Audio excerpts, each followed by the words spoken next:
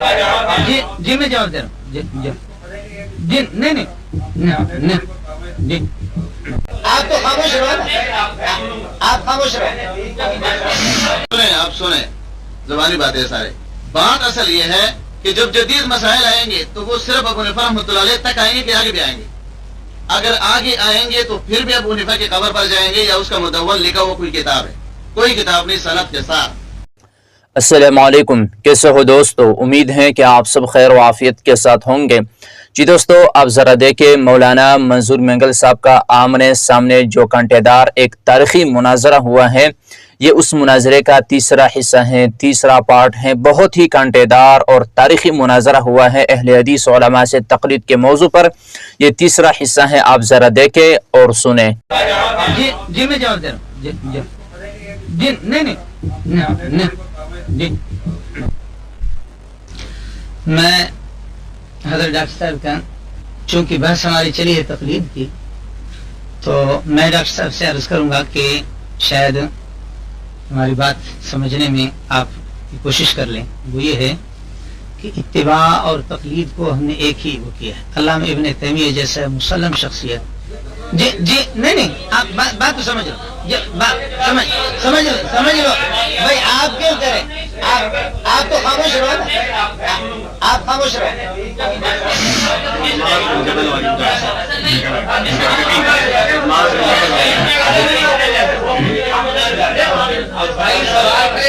جی جی جی جی جی 2 minute میں 2 minute میں جواب دیں. یہ چیز ہاں یہ چیز رسول پاک صلی اللہ علیہ وسلم نے خود اس کی گنجائش رکھی کہ اگر قرآن میں ساری چیزیں نہ ملے کیا کرو گے، حدیث میں نہ ملے تو کیا کرو گے. فرمایا کہ میں اجتہاد کروں گا، میں اجتہاد برائے تفسیر ابن کثیر کے حوالے سے بھی اور ترمذی شریف کے حوالے سے بھی، ابو داؤد کے بھی حوالے سے بھی.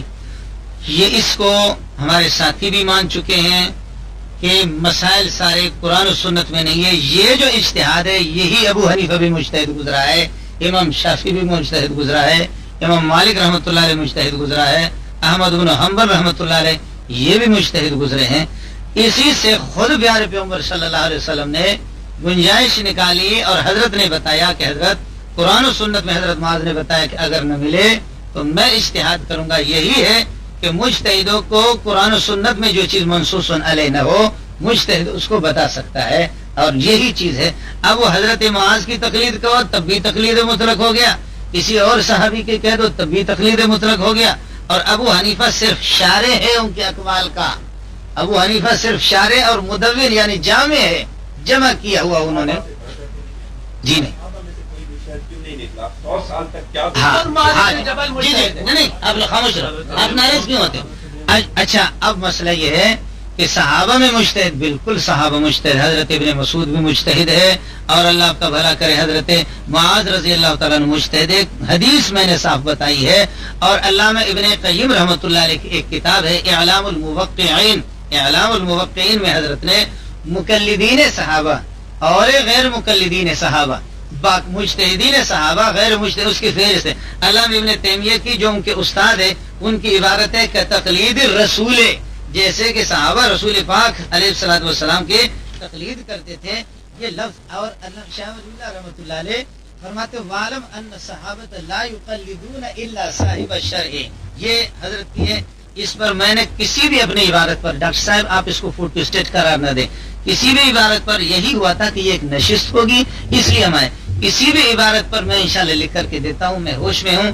ایک بھی عبارت، یہ مجموعۃ الفتاوی ہمارے پاس مکتبۃ الابیکان ہے 20 جلدوں میں، میرے پاس 38 جلدوں میں چھوٹی چھوٹی ملکی ایڈیشن کے تو میرے پاس ہیں، یہ اس کی مکتبۃ الابیکان کی ہے.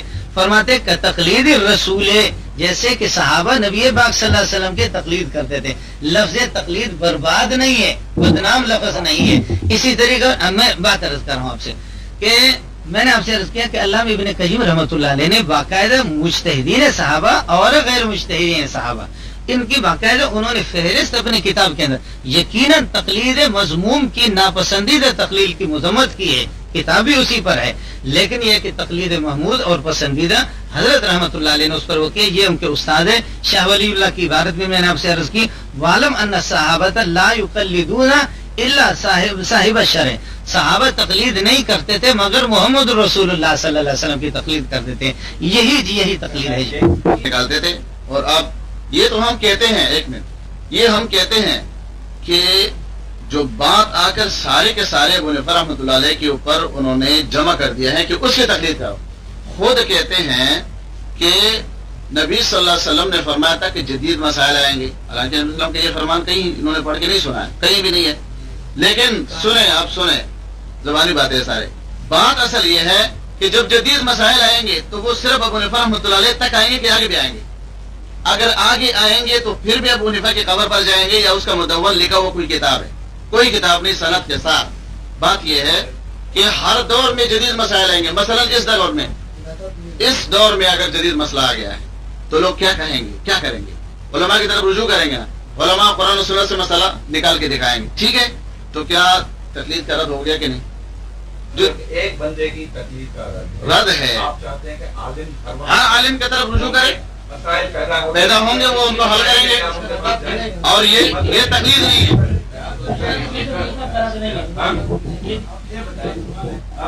ایسا نہیں ہے کہ اپنی رائے نہیں بنائی ہے، ہمارے ہاں عبارت ہے اور حضرت کو بھی اس کا علم ہوگا، یہاں دوسرے حضرات، علم ان اصول الشرع ثلاثۃ، الکتاب والسنت والاجماع، تین تو اصول کاملہ ہے، اور چوتھے جو قیاس ہے القیاس المستنبط من هذه الاصول الثلاثه، اس کی بنیاد میری قیاس نہیں ہوگی، ابو حنیفہ کا اصول ہے، امام احمد بن حنبل کا بھی اصول ہے کہ حدیث ضعیف بھی آ جائے ہماری قیاس سے، خالص قیاس سے وہ بہتر ہے، خالص قیاس سے۔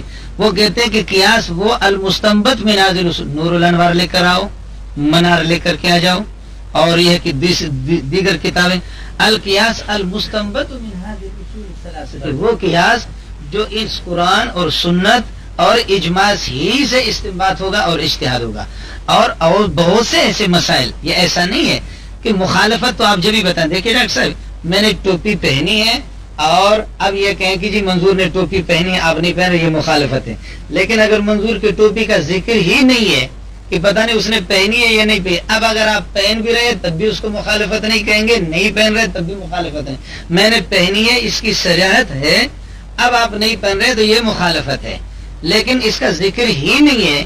یہی ہے جو حدیث حضرت معاذ کی پیش کی ہے، حضرت فرما رہے قرآن و سنت کی مخالف تو صحابہ رد کرتے تھے، بھائی مخالفت تو جبھی ہوا کہ قرآن و سنت میں ہو، وہ حدیث ہے فَإِن لَّمْ يَكُنْ، اگر وہ مسئلہ قرآن و حدیث میں نہ ہو، یکن کا ترجمہ حضرت سے کرا دو، فَإِن لَّمْ يَكُنْ، قرآن و سنت میں وہ حدیث وہ مسئلہ اگر نہ ہو تو پھر کیا کریں؟ باقی مسئلہ ایک چھوٹی سی بات، حضرت نے فرمایا کہ امام ابو حنیفہ رحمۃ اللہ علیہ اب مر گیا، اس کے بعد بھی مسائل آتے رہیں گے، حضرت مسئلہ یہ ہے امام ابو حنیفہ صرف شارح ہے، اصول اور ضوابط ایسے مقرر کیے ہیں، اب ایک اصول مطلقہ کوئی نہیں بنا سکے گا، اصول مطلقہ، لیکن نئے مسائل کو ان اصول پر تطبیق دینا، ان اصول وہ اصول بھی قرآن و سنت سے ماخوذ ہے، وہ صحابہ کے اقوال سے ماخوذ ہے، وہ رسول پاک صلی اللہ علیہ وسلم کے اقوال سے یہ کہ ماخوذ ہے، کوئی اصول ابو حنیفہ کا اپنا نہیں ہے۔ اب نیا مسئلہ آئے گا، اصولوں کے ساتھ اس کی تطبیق دی جائے گی، چاہے ابو حنیفہ مر بھی گیا کچھ بھی ہو گیا، اس لیے یہی تطبیق المسائل الحوادث، نئے آنے والے مسائل کو تطبیق بالاصول، اصول کے ساتھ تطبیق دی جائے گی، یہ سلسلہ نہیں۔ ڈاکٹر صاحب کو حق ہے، ڈاکٹر صاحب آپ بالکل صحیح سوال کر رہے ہیں، ڈاکٹر صاحب بالکل صحیح سوال کر، اصل مسئلہ یہ ہے جہاں تک حضرت فرما رہے ہیں کہ 4 مذاہب انہوں نے بنایا، اب حضرت اللہ آپ کو جزا خیر دے، ہمارے پاس یہ تو چونکہ اب تو وقت نہیں، بات آپ لوگوں نے ختم کر دی، مسئلہ یہ ہے کہ حضرت وہ 4 جو انہوں نے غلو کیا، اس غلو کی ہم بھی اس کی مذمت کرتے، جہاں تک مسائل عقائد کا الحمدللہ ایمانیات ان میں کوئی اختلاف نہیں ہے، اختلاف فرعیات میں حضرت، اور فرعیات میں بھی اختلاف، مثلا آپ کی اطلاع کے لیے میں عرض کروں، آمین بالجہر اگر آپ زور سے کریں اس کی اجازت ہے، 2 چیزیں، ایک آہستہ آمین کہنا، بلکہ 3، اور ایک یہ کہ آمین بالجہر کہنا، تیسرا آمین کا اعلان کرنا، ایک ہے آہستہ سے آمین کہا یہ اجازت، ایک یہ کہ آمین یہ اس کی اجازت جہرن، صرف اولویت غیر اولویت کا، یہ اس میں گمراہی نہیں، گمراہی کی بات نہیں ہے، یہ اختلاف ہے۔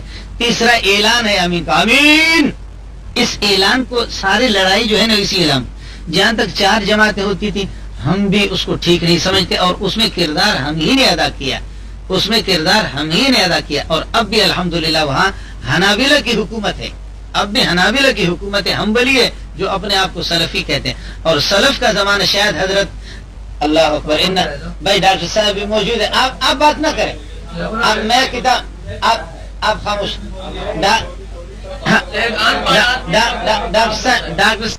ہی کے اس پر ہے 40 جلدوں میں مجلۃ البحوث الاسلامیہ موجود ہے، اور وہاں کے علماء بھی موجود ہے، وہ دفن نہیں ہے الحمدللہ، ان سے جا کر پوچھتے ہیں کہ احمد بن حنبل رحمۃ اللہ علیہ کے مذہب پر ہے۔ اب حضرت کا مسئلہ ہے کہ آپ نے احمد بن حنبل کو کیوں چھوڑا، آپ نے یہ ہے کہ شافعی کو کیوں چھوڑا، مالک کو کیوں چھوڑا، ابو حنیفہ کا ٹھیک کر لیا ابو حنیفہ نے۔ یہ بینی اس طرح ہے کہ ایک راوی مروان کے بارے میں اختلاف ہوتا ہے، امام ذہبی کہتا ہے کہ ایسا ہے، حاتم کہتا ہے کہ ٹھیک ہے، محمد بن اسحاق کے بارے میں امام مالک رحمۃ اللہ علیہ فرماتے دجال من الدجال، دجال ہے۔ دوسرا کہتے ہیں علامہ ابن الحمام رحمۃ اللہ علیہ فرماتے کہ نہیں، مجھے میں نے اس کو دیکھا، یہ اچھا ہو گیا تھا، آخر میں بزرگ ہو گیا۔ اب اس کا فیصلہ ہم کس سے کریں گے؟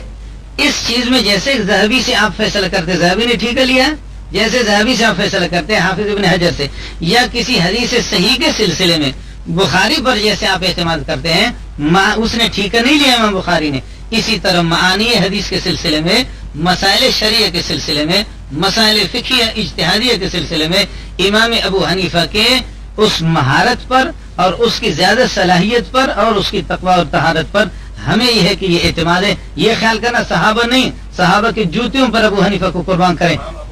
جی ہاں الحمدللہ، جی ہاں اپنی کتاب ہے، اس کا سیرت نعمان موجود ہے، خود دیوبندی عالم نے لکھا ہے کہ اس کے زمین پر کوئی کتاب نہیں ہے، فقہ اکبر اس کی کتاب نہیں ہے، اس لیے کہ بے سند کتاب ہے، وہ اس کے ساتھ اس کا سند لگا ہوا نہیں ہے، اور نام لکھنے سے اگر ہوتے تو میں اس کے اوپر اپنا نام لکھ لوں گا، نام لکھنے پر جب وہ بات کرتے تو ہم خاموشی سے سنتے ہیں، مصیبت یہ کوئی طریقہ تو نہیں ہے محفل میں، نہیں، عام نہیں، کوئی معافی کی ضرورت نہیں، اللہ کے ولی، خیر کوئی مسئلہ دیکھیں الحمدللہ میں نہ بندی میں بات کرتا ہوں، نہ میں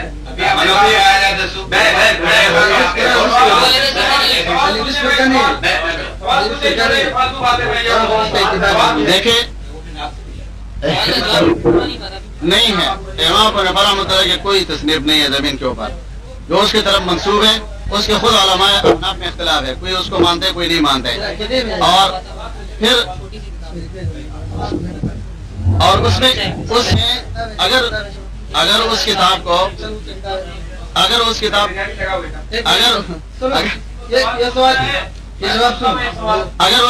کو مان بھی جائے نا تو مسئلہ حل ہو جائے گا، کیوں کہ اگر وہ کتاب مانے تو وہ عقیدے پر لکھا ہوا ہے، عقائد پر، اور انہوں نے خود لکھا، یہ میرے پاس کتاب موجود ہے، یوسف لدھیانی صاحب کی کتاب ہے اختلاف صراط المستقیم، یہ عقائد علماء دیوبند، جو کئی علماء کی تصدیقات اس پر موجود ہے، وہ کہتے ہیں ہم عقائد میں اشعری و ماتریدی ہے، امام ابو حنیفہ رحمۃ اللہ علیہ کے معتقد نہیں ہے، عقیدے میں اشعری اور ماتریدی ہے۔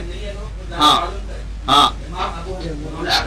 اچھا، امام ابو حنیفہ رحمۃ اللہ علیہ سنیں، امام ابو حنیفہ رحمۃ اللہ علیہ فرماتے ہیں کہ اللہ تعالیٰ عرش پر ہے، جو اللہ تعالیٰ کو عرش پر نہیں مانتا ہے وہ مسلمان نہیں ہے، اس کا عقیدہ اسلام کا نہیں ہے، وہ کافر الفاظ موجود ہے۔ اچھا، اس کے علاوہ جبکہ احناف کا عقیدہ جو ہے وہ جیسا کہ میں نے کتابوں سے پڑھ کے سنا ہے، یہ بالکل اس کے برعکس ہے کہ اللہ تعالیٰ انسان کے اندر وجود میں داخل ہو سکتا ہے، خلول کر سکتا ہے، وحدت الوجود کا عقیدہ ہے۔ ہم حوالے دکھائیں گے، حوالوں سے دکھائیں گے، ہم اس کے ذمہ دار ہیں، ذمہ داری کے ساتھ بتائیں گے، ہاں ذمہ داری کے ساتھ بتائیں گے۔ ڈاکٹر صاحب اب میں حضرت سے صرف ایک آدھی منٹ میں، میرے پیارے مولانا نصیب شاہ، امام ابو حنیفہ رحمۃ اللہ علیہ کے عقیدہ کی اس کتاب میں کوئی غلطی ہے؟ آپ کو کوئی اعتراض نہیں ہے؟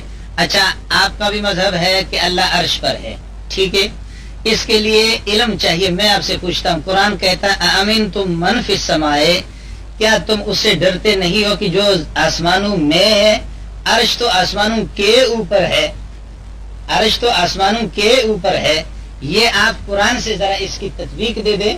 امنتم من فی السماء، وہ فرماتے ہیں وَهُوَ مَعَكُمْ أَيْنَمَا كُنْتُمْ، تم جہاں بھی ہو خدا تمہارے ساتھ ہے.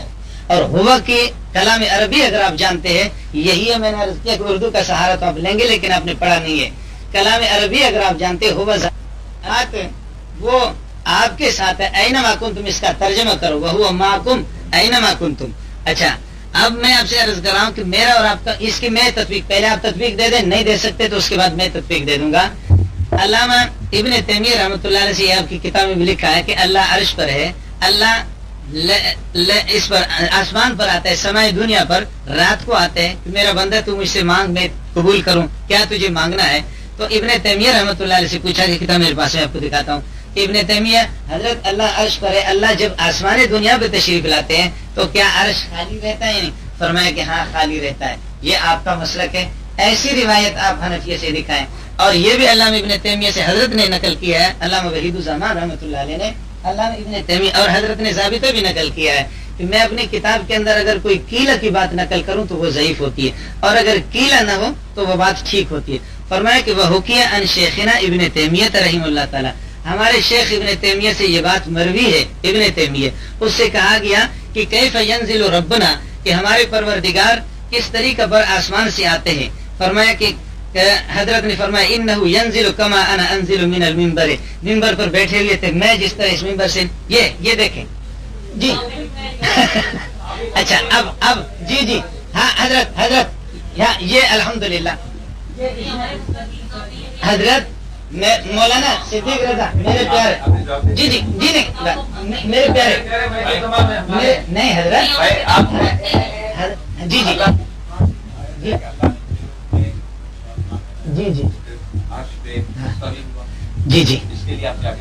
ہاں بالکل قائل ہم میں یہی جی میں بات ہم بالکل قائل ہیں کہ اللہ عرش پر ہے. جی دونوں باتوں میں فرض میرے اور آپ کے نظریے میں فرق وہ یہ ہے کہ آپ کا مسلک یہ ہے، آپ کا مسلک جی آپ خاموش ہیں نا، بس آپ میں بتا رہا ہوں مولوی بڑے ہوئے ہیں نہیں آپ صدیق رضا، آپ ایسے مولوی صدیق رضا، مولوی صدیق رضا آپ ناراض کیوں ہیں؟ بات تو سنیں. نہیں اس کو میں سمجھ، آپ بات تو یار بات بڑا ہوا آدمی نہیں ہے یار آپ بات تو سن لو. مولوی صدیق رضا نہیں، صدیق رضا ناراض نہیں. آخر مجھے غریب کو بولنے دو گے نہیں دو گے؟ آخر مجھے غریب کو بولنے دو گے یا نہیں دو گے؟ آپ ہی بولتی بولیں گے. حضرت تھوڑا سا فرق ہے، میں نے عرض کے ان باتوں کی سمجھنے میں. وہ یہ ہے ہم بھی کہتے ہیں کہ اللہ عرش پر ہے، یہ بھی کہتے ہیں اللہ عرش پر ہے. دونوں میں فرق ہے کہ علامہ ابن تیمیہ، علامہ ابن قیم رحمۃ اللہ علیہ وہ فرماتے ہیں کہ جالس علی العرش، اللہ مستقر علی العرش. الرحمن قرآن میں آیا الرحمن علی العرش استوى، اللہ عرش پر مستوی ہے. اب یہ ہے کہ الرحمن علی العرش، تو یہ عرش پر کس طرح ہے؟ تو جالس علی العرش. میں نے عرض کیا کہ آپ قرآن میں تطبیق دے دیں کہ اللہ عرش پر ہے، ٹھیک ہے. یہی اور حضرت چونکہ علم بھی یعنی علم پڑا ہوا، الرحمن علی العرش استوى جملہ اسمیہ ہے. جملہ اسمیہ اس کا مطلب یہ ہے کہ اللہ ہمیشہ عرش پر ہے، یہی معنی ہے اللہ ہمیشہ عرش پر ہے. اب حضرت وَإِلَٰهُكُمْ إِلَٰهٌ واحد، تمہارا الہ ہمیشہ اس کو الہیت ہے، وہ کبھی ختم نہیں ہوگی اس کی الہیت. اب حضرت مجھے تطبیق دے دے کہ وہ جب عرش پر ہے تو آسمان دنیا پر کیسے آتا ہے، یہ وہ تطبیق دے دے. اسی طرح قرآن کی آیت میں نے پیش کی ہے آمنتم من فی السماء، تم اس خدا سے ڈرتے نہیں ہو کہ جو آسمانوں کے اندر ہے. فی السماء اس کا ترجمہ کرے حضرت، من فی السماء جو آسمانوں میں، عرش تو آسمانوں کے اوپر ہے. حضرت اس طریقے پر ہے 7 آسمان ہیں، سائنسدان آپ کے 9 بھی کہتے ہیں، اس سے زیادہ کہتے ہیں. ان سب کے اوپر کرسی ہے اللہ کی. وسع کرسیہ السماوات والارض، اس کی کرسی اتنی بڑی ہے کہ آسمان تمام آسمانوں پر حاوی ہے. اور یہ کہ عرش اس کرسی سے بھی بڑی ہے. پاک پروردگار اس عرش کے بھی اوپر ہے حق تعالی شانہ. اب مسئلہ یہ ہے کہ یہ تطبیق حضرت دے دے، اپنے علم کا ذرا مظاہرہ کرے کہ اللہ عرش سے اوپر ہے اور ادھر کہہ رہا ہے عرش کے نیچے آسمان ہے. من فی السماء، اس خدا سے نہیں ڈرتے ہو جو آسمانوں میں ہے، جو آسمانوں میں ہے، یہ آسمانوں کے اندر ہے یہ اور وہ چیز. اچھا اسی میں ایک چیز اور اسی طریقے پر یہ ہے کہ وہ آسمان دنیا پر آتا ہے، اس کا جواب تطبیق حدیث قرآن سے دے. اللہ سبحانہ و تعالیٰ نے، آپ سنیں، اللہ سبحانہ و تعالیٰ نے اپنے ذات کے بارے میں قرآن کریم کے 7 مقامات پر صراحت کی ہے کہ الرحمن علی العرش استویٰ، رحمان عرش پر مستوی ہے، اور اس پر یعنی عقل سلیم، انسان کا جو فہم ہے، انسان کا جو شعور ہے، وہ اس کو تسلیم کرتے ہیں. جس پر ظلم ہو جائے وہ کس طرف توجہ کرتے ہیں؟ آسمان کی طرف، اس لیے کہ ان کا یہ عقیدہ ہے کہ میرا رب اوپر ہے. اور یہ جس طرح محترم خود مانتے ہیں کہ اس رب العالمین کی کرسی جو ہے وہ آسمانوں سے وسیع ہے، اور جبکہ یہ صحیح حدیث سے ثابت ہے کہ یہ جو کرسی ہے موضع القدمین، یہ اللہ تعالیٰ کے 2 قدموں کی جگہ ہے. ٹھیک ہے، تو جب اللہ تعالیٰ کا عرش اتنا وسیع ہے، کرسی اتنی وسیع ہے، اس رب العالمین کا ذات کتنا وسیع ہوگا جس کو یہ ہر چیز کے اندر شامل کرنا چاہتے ہیں. یہ رد ہے ان کے عقیدے پر. ایک بات.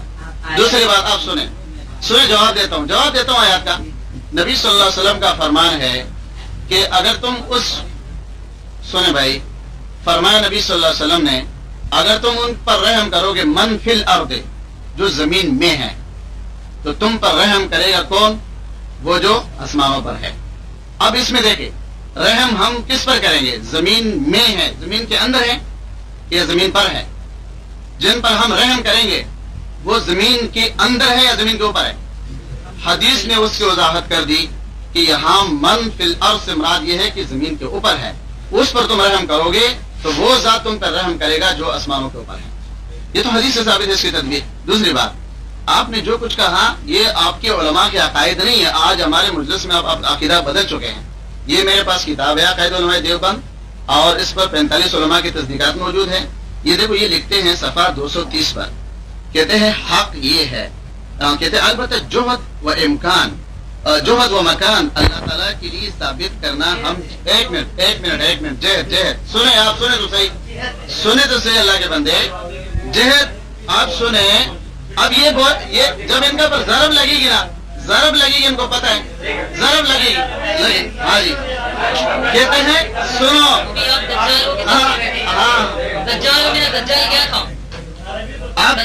سنیں اردو اور بھی سب پڑھ رہے ہیں، لیکن آپ لوگوں کا حال یہ ہے کہ آپ حق سننے کے لیے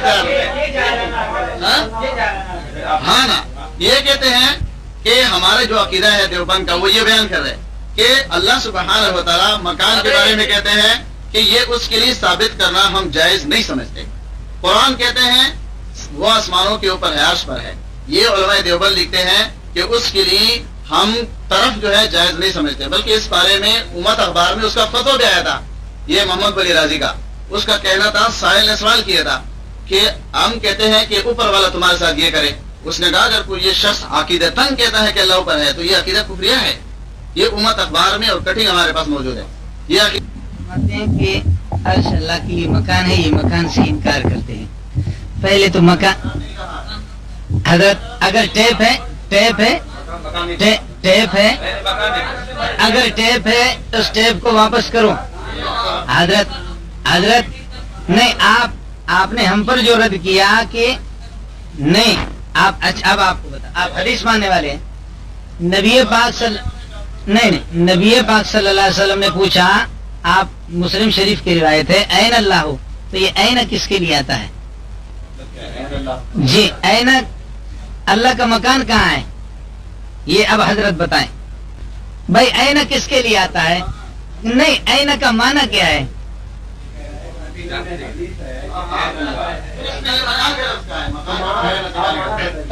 آپ ترجمہ کریں این اللہ ہو. نہیں بھائی، این ہے، این دیکھو نا، فَأَيْنَ تَذْهَبُونَ، دیکھو